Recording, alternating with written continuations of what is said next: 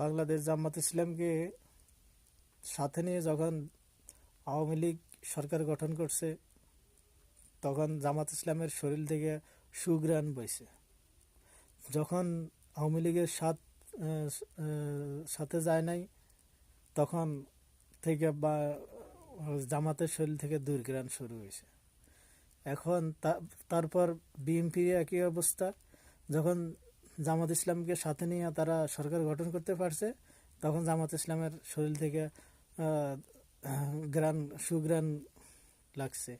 আর এখন যখন তাদের সাথে দেয় না, তখন দুর্গন্ধ লাগে না। কারণ বাংলাদেশ ভবিষ্যতে আর কোনো চাঁদাবাজ, লুটপাটকারী, সন্ত্রাসী, মানুষ হত্যাকারী এদের সাথে সঙ্গ দিবে না। জামাত ইসলামকে ব্যবহার করে তোমরা সরকার ক্ষমতায় বসে, এখন জামাত ইসলাম ভালো না। সন্ত্রাস